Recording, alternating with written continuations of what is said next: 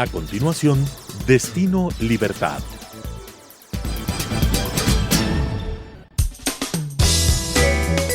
Clasificación B, bajo supervisión de un adulto.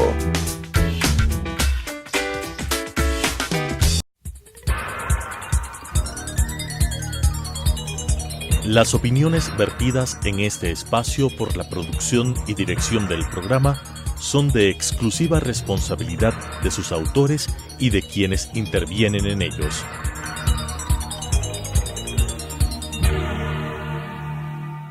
Telesucesos Canal 29 UHF presenta de crítica y construcción junto a los protagonistas del ámbito social, cultural, político, entre otros, con propuestas interesantes sobre temas de coyuntura, con la conducción de Cristina Reyes. Destino Libertad.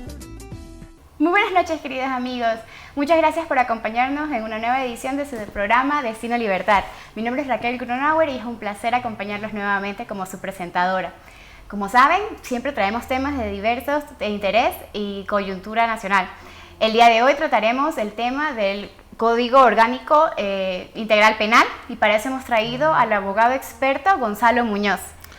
Hola. Bienvenido, Gonzalo. Gracias, Rachel. Un gusto poder estar aquí compartiendo con ustedes y más aún un tema tan importante para los ciudadanos como es el Código Integral Penal que se está debatiendo ya en segundo debate, valga la redundancia, en la Asamblea Nacional. Así es. Te voy a presentar, Gonzalo. Gonzalo es abogado, graduado en la UTLA y tiene una maestría en Derecho Constitucional en la Universidad de Sevilla, en España. Y tiene otra maestría en Derecho Administrativo en la Universidad San Francisco de Quito. Ha trabajado como asesor en la Asamblea Nacional con varios asambleístas y también ha sido comisionado en calidad de alto funcionario en el Tribunal Supremo Electoral. Ahora te desempeñas como asesor parlamentario. Como asesor parlamentario ya tengo bastante tiempo trabajando como tú dijiste, con distintos legisladores, ahorita asesorando a toda la bancada del Partido Social Cristiano Madera de Guerrero. Wow, felicitaciones, Gonzalo. Gonzalo, el COIP es un código relativamente nuevo, es desde el 2014. ¿Por qué hay tantos cambios en la actualidad?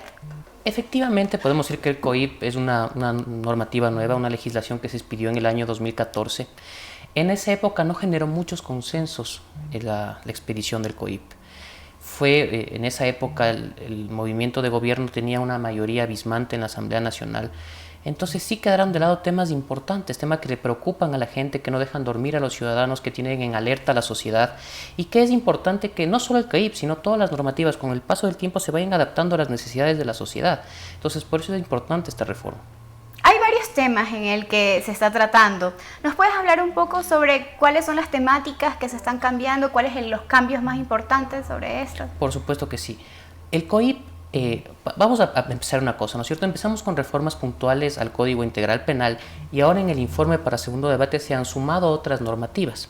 Para citar un ejemplo, la Ley de Fortalecimiento de la Seguridad Ciudadana, que fue presentada por el bloque del Partido Social Cristiano, que tuvo una adhesión de 82 legisladores, y el día de ayer ya se unió también la Ley de Lucha contra la Corrupción y Protección del Denunciante, que fue de iniciativa del Presidente de la República. Entonces tenemos un conglomerado de reformas al Código Integral Penal bastante grande. Yo creo que le podremos dividir, si tomamos las partes más importantes, en lo que se refiere a seguridad ciudadana, en donde está, por ejemplo, un endurecimiento de penas para lo que es abuso sexual dentro del núcleo familiar, violencia sexual dentro del núcleo familiar, y también temas importantes como el cambio en la reincidencia, por ejemplo, se habla de la reincidencia habitual, ciertas cosas que le preocupan a la gente. Esta propuesta ha sido recogida en base a inquietudes y cosas que no dejan dormir a los ciudadanos. Por ejemplo, no es normal, en el caso de la residencia, que una persona que ha tenido 40 detenciones, ¿Y sucede? Y sucede, 40 detenciones, ¿no es cierto? Más allá de que esa aprehensión, mejor dicho, hablando en términos jurídicos correctamente, no haya terminado en una sentencia, no estamos hablando de una persona que es un angelito, no es un santo, tiene 40 detenciones en contra de un delito similar o que, más bien dicho, al bien jurídico protegido. Por ejemplo, delitos contra la vida, delitos contra la propiedad. Entonces, a ese tipo de personas, por más que no hayan tenido una sentencia condenatoria, sí debe considerarse como un agravante el tema de que tenga tantas aprehensiones, y eso es lo que se está legislando ahora. De igual forma, se está haciendo una reforma importante a lo que se refiere al régimen de rehabilitación social. ¿Qué pasa con esto? Actualmente, en todos los casos, tú puedes salir, existe lo que se llama el régimen cerrado, el régimen semiabierto y el régimen abierto. Cuando tú cumples el 60% de la pena, ¿no es cierto?, tú puedes acogerte al régimen semiabierto. ¿Qué quiere decir semiabierto? Una especie de lo que se conoce como libertad condicional, ¿no es cierto? Tú ya puedes salir, entrar y salir del centro, ya no estás totalmente privado de tu libertad, a diferencia de lo que sucede en el régimen cerrado. Y el régimen abierto, tú puedes acceder en un cambio cuando cumples el 80% de tu condena, ¿ya? Siempre y cuando no hayas tenido una buena conducta, no te hayas querido fugar, todo ese tipo de cosas, tú ya puedes Incluso salir. para las penas como asesinatos. Incluso para las penas para asesinatos, femicidio, violación con muerte, secuestro con muerte, robo con muerte, todos esos delitos que son execrables y que lamentablemente hoy están más lacerantes que nunca en la sociedad, pueden salir en el 80% o cumplir la sentencia, y eso es lo que se está cambiando. Para el tipo de delitos que tú acabas de decir, ya no podrán acogerse ni al régimen abierto ni al régimen semiabierto. Tendrán que cumplir su rehabilitación privados en un centro de rehabilitación social. ¿Cuánto tiempo es la pena máxima para estos delitos? La pena máxima, incluyendo como agravante, serían como 40 años, máximo 40 años. Y, por ejemplo, para el femicidio tú tienes 26 años, asesinato igual, 26 años, sin agravante. Estamos hablando de que las personas que normalmente cometen estos crímenes no son personas mayores, son personas jóvenes que después de 40 años van a poder salir, y si los centros de rehabilitación social no están muy bien acondicionados, pues pueden ser reincidentes de este tipo de delitos. Eso es una preocupación bastante grande para la ciudadanía, que justamente en estos momentos, como tú bien decías, es un problema que no nos deja dormir. La seguridad es un tema que constantemente nos está carcomiendo, el tema de salir, caminar, salir con nuestra familia. Correcto, la gente no está tranquila. Entonces, no solamente la Asamblea Nacional, porque mucha gente piensa que expidiendo leyes este tema se soluciona, y no es así. Esto tiene que partir de una justicia que actúe de manera independiente, de manera preocupada, principalmente por las víctimas, ¿sí? Porque no es posible que existan ciudadanos que cometen delitos atroces y no tengan sentencia. Entonces, la seguridad es un tema de todos. Mejorar la seguridad es un tema que es fundamental, no coyuntural. Entonces, eso tenemos que entenderlo en todas las instancias del Estado. Además que es prioritario, porque es una de las cosas que la ciudadanía teme. Ya no se cree, por ejemplo, en un sistema seguro, porque ya no crees en el sistema. Es algo que ha perdido legitimidad. La gente, cuando empieza a ver este tipo de cosas, una subida en el alza delincuencial, deja de creer un poco también como tú dices bien, en el sistema. Entonces, el Estado tiene que responder de manera favorable a ello.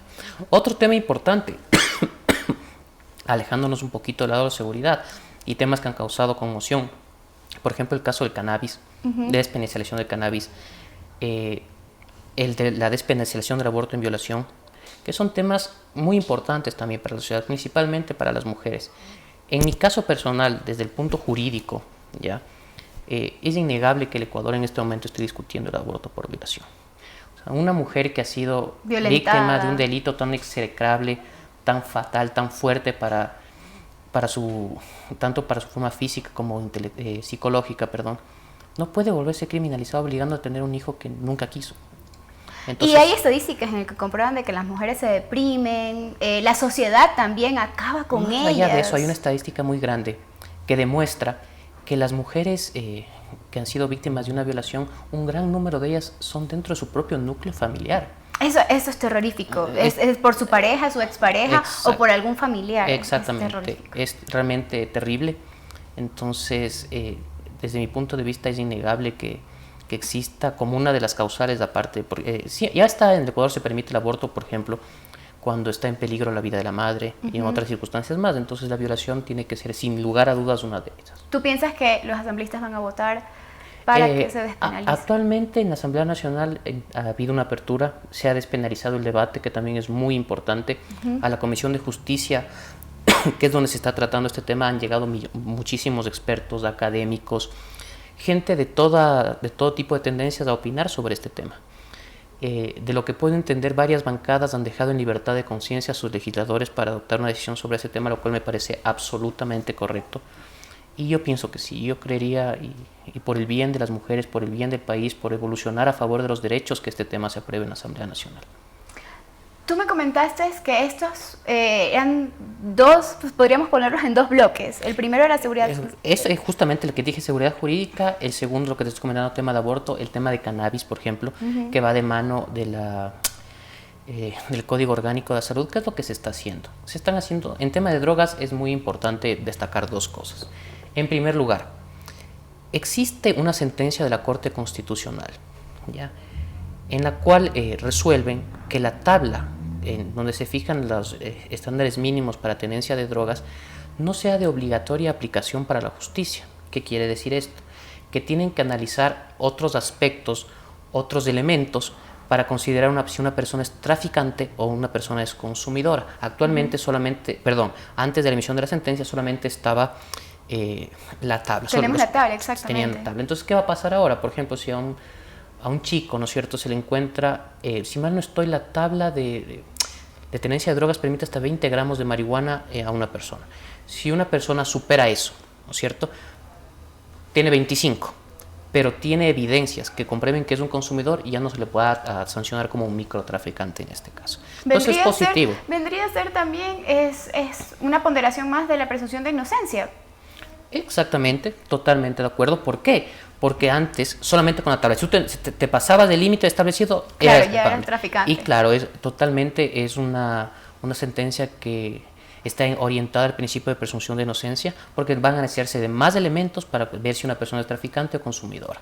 En el caso de cannabis también es importante. ¿Por qué?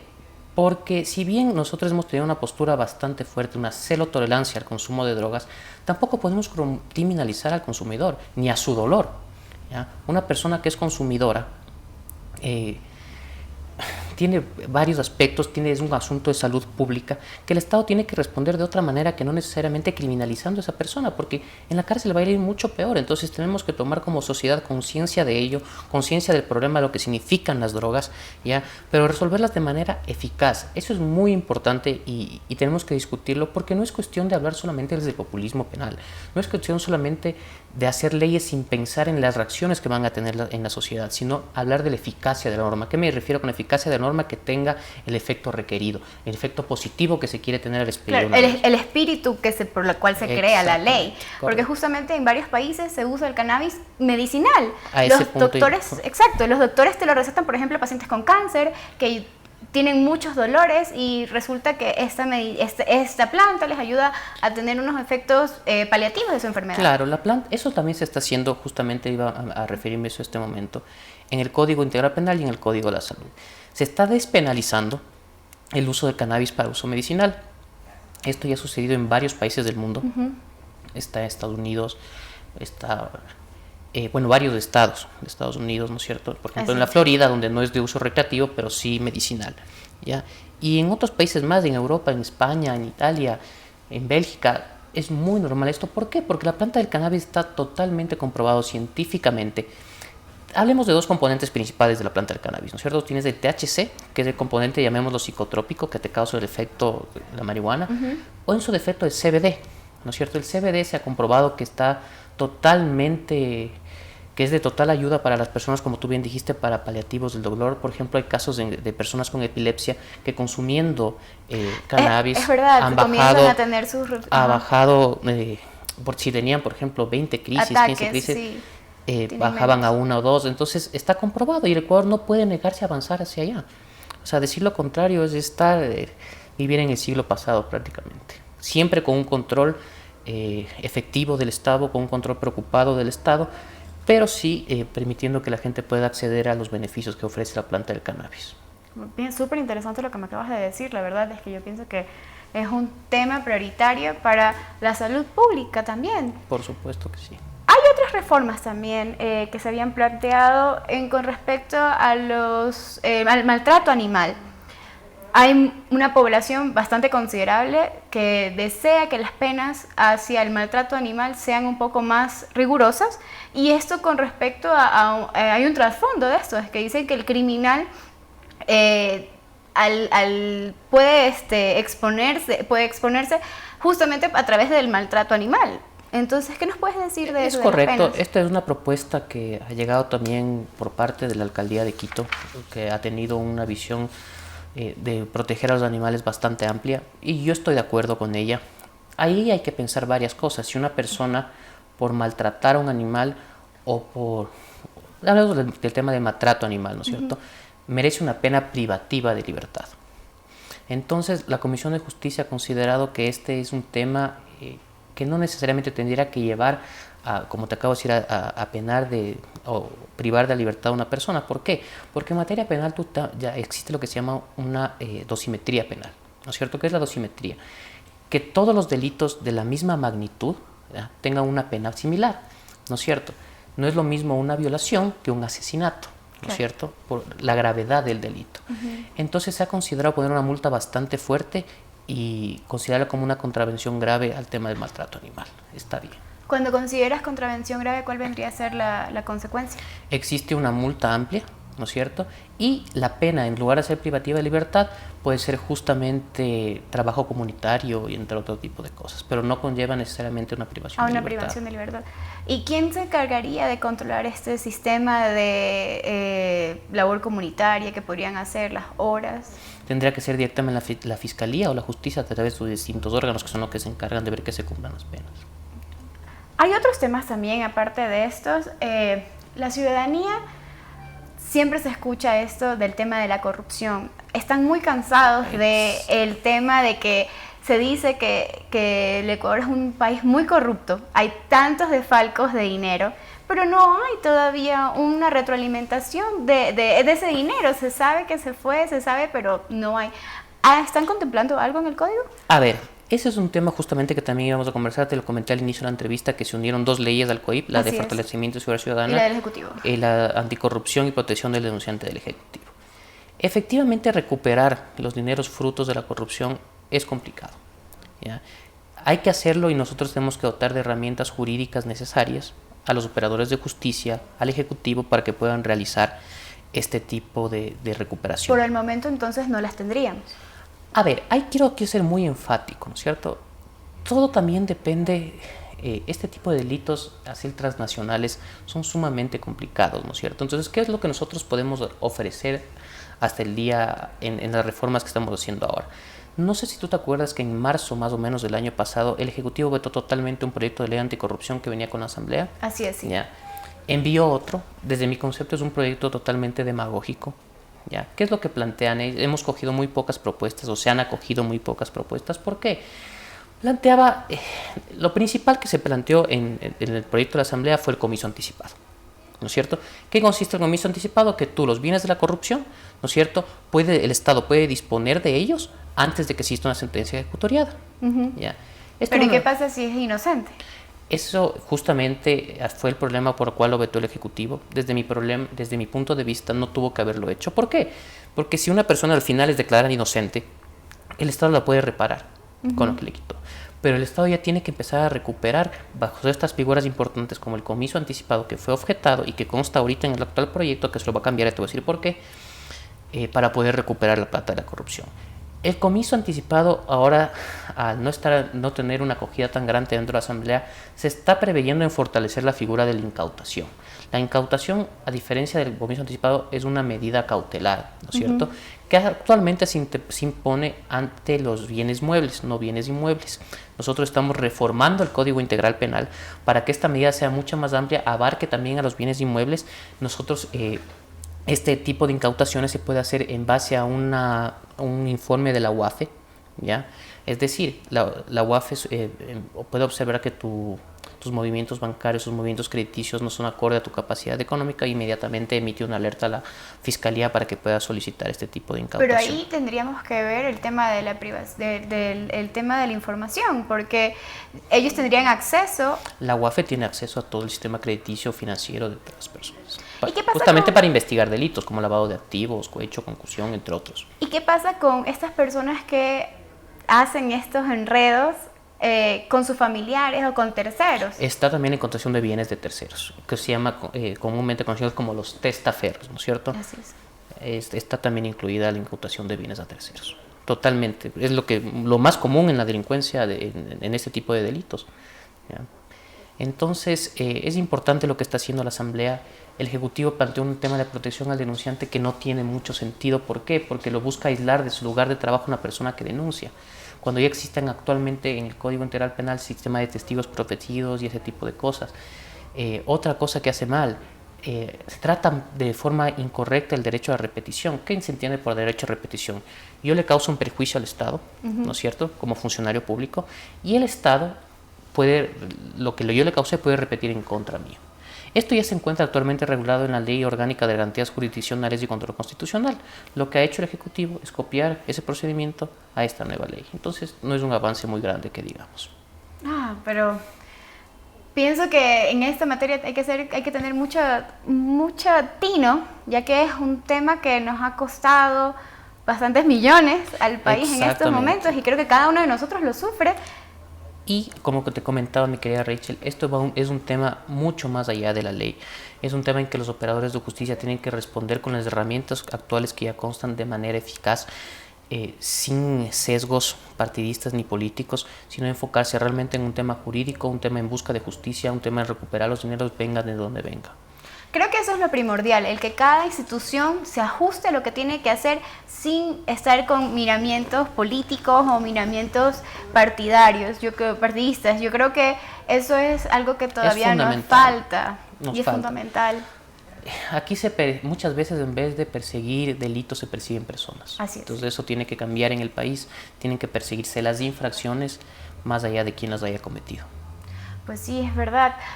Este debate, ¿nos puedes explicar un poco cómo comienza el proceso del debate a la ley hasta cuándo se aprueba, se sanciona? Por supuesto que sí. Las actuales reformas al Código Penal son un conjunto de iniciativas legislativas de varios sectores, de legisladores. ¿Ya? Existen propuestas, como te acabo de decir, del Ejecutivo, ¿no es cierto? Han sido tratadas por la Comisión de Justicia. La Comisión de Justicia elaboró un informe para primer debate, que se trató, si mal no estoy, hace 2 meses, ¿ya? En ese primer debate, como yo te comentaba, asistieron un montón de académicos, un montón de personalidades a opinar sobre distintos temas de la reforma, ¿no es cierto?, para que se puedan acoger sus observaciones en un ejercicio correcto de participación ciudadana por parte de la Asamblea Nacional. Entonces, con todos estos insumos, tanto de los legisladores como de la ciudadanía, se emitió el informe para primer debate, que ya fue tratado. Los asambleístas dieron todas sus opiniones al respecto, hicieron sus observaciones, dieron sus criterios y ha regresado a la comisión. Regresó a la comisión y emitió el informe para segundo debate, el definitivo, el que se está tratando en este momento, el 14 de mayo. ¿Ya? El 14 de mayo se emitió el informe para segundo debate y a este informe se han sumado, como te comenté, la ley orgánica de fortalecimiento de la seguridad ciudadana. Se le decidió empatar con esta ley, y al igual que la ley de protección del denunciante y la ley anticorrupción por el gobierno. Ahora solamente resta que se dé el segundo debate, que exista un texto final de votación y tendrá que ser aprobado por mayoría absoluta, es decir, 61 asambleístas. Muy bien.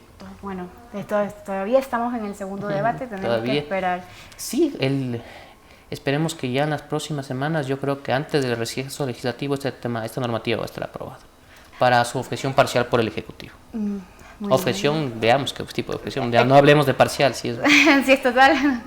Pero quiero preguntarte una última cosa, y es que la ciudadanía tiene una mala percepción, podríamos decirlo así, del trabajo de la Asamblea. ¿Por qué crees que es esto? Y ¿qué se podría hacer para que cambie esta percepción?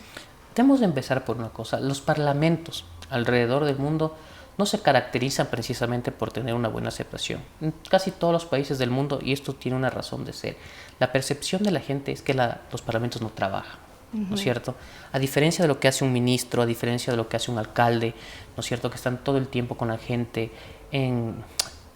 odio la palabra territorio, pero sí en sus diversos cantones, viendo sus problemas, solucionando sus problemas con obras y con servicios. La Asamblea no puede ofrecer eso, un legislador no puede hacer eso.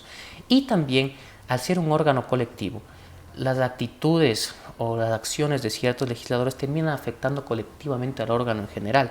Entonces es muy complicado que el ciudadano, ¿no es cierto?, quiera separar a un legislador de todo el conglomerado. Exactamente. Por otro lado, también tenemos que ver que esta asamblea se ha enfrascado en unas disputas estériles entre expartidarios del presidente Correa y los correístas actuales, y eso ha dominado lamentablemente la agenda del debate nacional. Entonces, es importante que las asambleístas se dejen de disputas entre ellos y se comiencen a preocupar realmente por los temas que le preocupan al país, ¿ya?, dejando de lado, como te comento, estos inconvenientes que son más de tema partidista. Muchísimas gracias, Gonzalo, por traernos todo este bagaje que tienes tú de conocimientos. Con todo gusto, Rachel. Y esta explicación que creo que nos ha quedado muy, muy entendida para todos nosotros y para nuestros televidentes. Gracias, Rachel, un gusto y siempre a las órdenes para hablar cualquier tema de coyuntura importante a nivel nacional. Gracias por acompañarnos y gracias a ustedes también, televidentes, por acompañarnos una noche más en este programa. Ya saben, tenemos nuestras redes sociales en Facebook y en Twitter. Pueden seguirnos y pueden comentar cualquier tema de su interés y que quisieran tratar. Estaremos la próxima semana con más invitados y más temas. Un abrazo fuerte.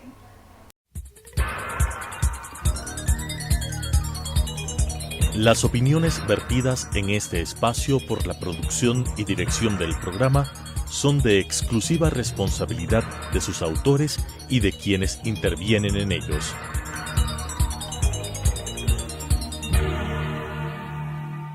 Telesucesos Canal 29 UHF presentó Destino Libertad, un espacio de crítica y construcción junto a los protagonistas del ámbito social, cultural, político, entre otros, con propuestas interesantes sobre temas de coyuntura, con la conducción de Cristina Reyes. Destino Libertad.